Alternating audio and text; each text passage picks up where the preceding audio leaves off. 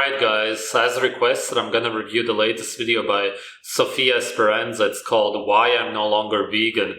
It's interesting for me to see this because I reviewed her Vegan What I Eat in a Day video 3 years ago. She was supposedly vegan for 8 years. We'll see what she has to say. If we had to eat our every meal while watching how it was created, from start to finish, all the ingredients, how would we feel? Would we be able to watch a factory farm chicken hanging from her feet in shackles as she takes her last breath as we bite into her wings? Would we be able to watch a pig from an organic farm squealing for compassion as we sizzle their bodies on a skillet? Would we be able to eat our cheese pizza as we witness a dairy cow no longer able to use her legs from pain, suffering, and disease, being hoisted up by her hips from a crane-like machine just to be tossed into a pile of feces because she is no longer? If the animal wasn't feces, then of course you wouldn't want to eat the meat, seeing as we are naturally repulsed by feces, and that's because it would poison our bodies if we would consume that, obviously. Whereas if you would see a pig being normally slaughtered in front of you, you would have no problem eating the meat. And that's because in nature, animals would die in front of us every day. It would be normal for us to see blood. Usable. Would we be able to froth our morning lattes with milk that came from a humane certified farm, where a mother cow is losing her voice, screaming for her baby that is being carted away to be given supplemental feed just hours after birth so we can take theirs, her milk?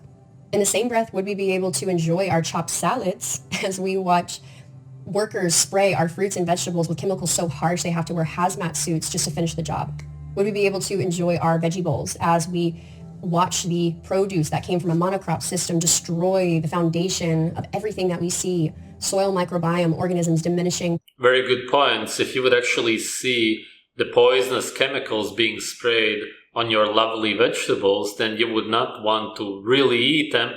You would not see them as so healthy. But of course, even if you don't spray them, there's also natural toxins in these man-made vegetables. Before our eyes. Or would we be able to finish our plant-based burger, our mock meats, as we watch them being churned in these huge metal mechanisms, like a giant slurry, having dead-looking ingredients being dumped in, churning some more, to be portioned up, heading up a plastic conveyor belt like a roller coaster ride? We have got to have a conversation about what we deem as food. We have got to have a conversation about what we deem as humane, necessary, and how we all play a role in this.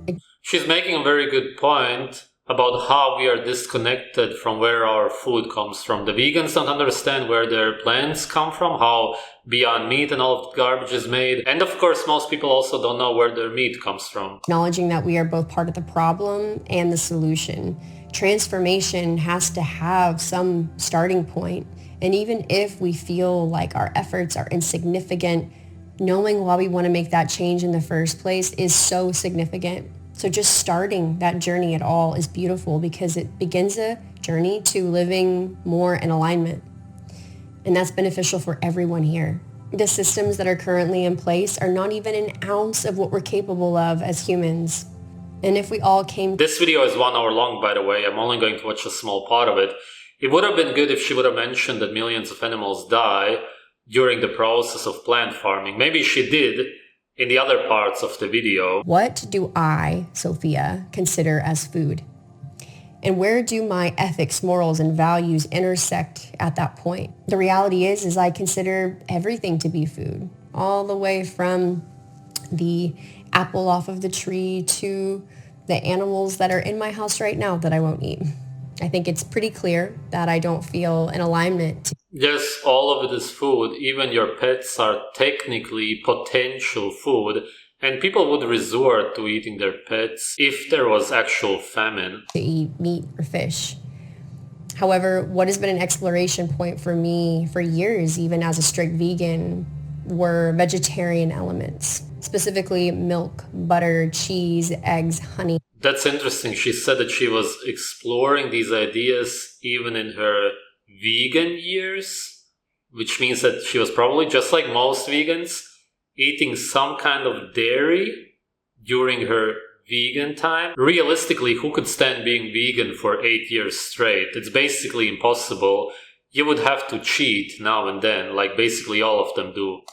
Things that don't require an animal to be killed in order to consume. I'm not even going to hold back here. I see these elements as beautiful. And I believe our relationship to these creations, to the animals that create them, is so fractured that we don't even have confidence within ourselves or others to build out loving systems that benefit all. I found that where my soul feels most content to dance within is a spectrum of, I guess, what you could call ethical vegetarianism all the way to raw foodist. And I say dance because I'm not going to pin myself down anymore. This feels so aligned for me. So I'm sharing my philosophy with you that when in my integrity, I feel totally aligned to consider vegetarian elements. Even if I never ate those vegetarian elements, I feel aligned to do so. So I wanted to share that with you because I feel like we are at the height of demonizing food altogether. It's her hippie way of saying that her body was malnourished and screaming for animal fat, which is a hard craving that women have. And that's of course because if you don't eat animal fat, as a human in general, but especially as a woman, then you're hormonally so messed up that you lose your period, you become infertile. It really causes a lot of problems. That's why women crave animal fat in general so much, but nowadays they resort to eating dairy because it's seen as more normal.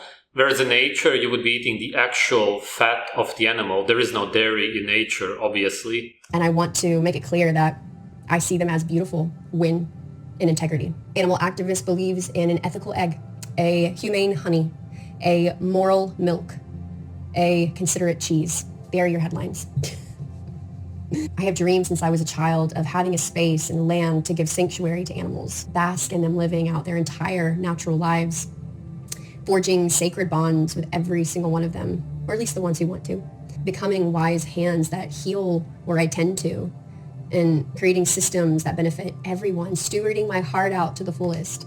Imagine an egg that comes from a beloved hen who lives out her entire natural life on an ethereal garden, whose living situation replicates that of a sanctuary. An animal sanctuary wouldn't really give these prey animals a natural life or death, and that's because predators would hunt them in nature anyway. Yes, sure, some would survive, but very many wouldn't, because that's food for us predators. There's also no arguments that a vegan can make against eating eggs or even drinking milk.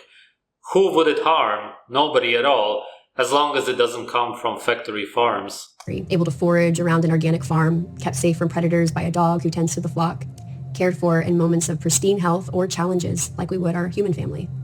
Fertilizing the ground she walks upon, drawing life up from the roots to the stems we then eat, she is glorious. This is my standard for an egg. This is my standard for her life. And because I haven't ever seen the system in full, I was so happy to forego engaging with the egg industry for years. It gave me much time to meditate on the symbiosis, what it could look like, and how it's part of the repairing process between species. The very grand challenges we're facing as a world, soil degradation, microbiome loss, animals are a key component to restoring this health, this balance, and how beautiful it is to be the hands to tend to that harmonious system. Yes, it's impossible to have healthy soil without animals. The way it works naturally is that animals eat food, then they excrete it, and that's how they create new healthy soil and food. It's just a natural cycle. Without all of these cows, for example, all soil on Earth would die, especially because of monocrops. Raw milk, butter, cheese that comes from cherished cows and goats, utilizing a small portion of their creations from naturally occurring pregnancies and motherhood, not forcing reproduction for personal gain. This video was basically her spiritual so-called way of trying to explain to people that she quit veganism because she felt malnourished. There's a lot of interesting kind of mean comments on her video. One of them is this: you have all the right to quit veganism, you're a free individual, we're making our own video just by trying to argue on your decision when you know how terrible the industry is. I feel is unnecessary. Yeah, but she didn't say that the industry is good. She actually said that the industry is terrible, even in the small part that I watched, and probably more in the rest of the video. She doesn't support the industry whatsoever and talked about having a more compassionate farm. A lot of these people, of course, didn't actually watch her video. That's the problem here. I consider myself a flexible vegan, not a vegan in other words, in the sense that if someone offers me a piece of cake with eggs, sometimes I accept out of respect, but I will never buy eggs. How can you respect it and accept it if you don't actually respect the egg industry? You talk against the industry, but then you accept a cake with eggs. It doesn't make any sense at all. Really contradictory.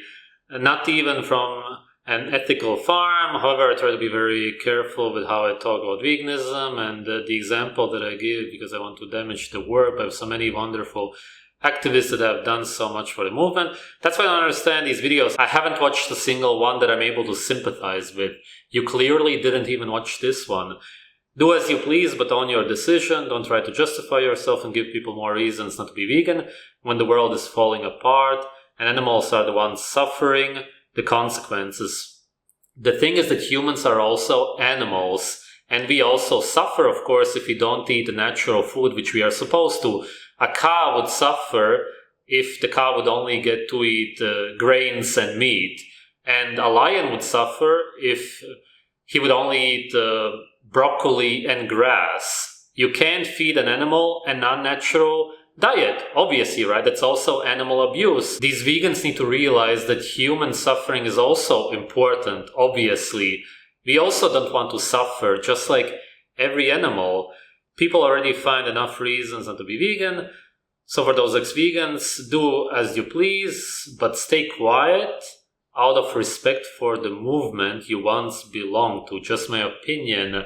Yes, but you don't realize this because you eat cakes with eggs in it and who knows what else. You're a so-called freegan, like unnatural vegan. She also eats chicken when there's leftover chicken. Those kind of vegans, which are fake vegans, don't realize that people who go through actual veganism and don't eat any animal products at all, that they suffer incredibly badly because they get malnourished. That's because plants don't have over 15 nutrients. It has to cause malnutrition.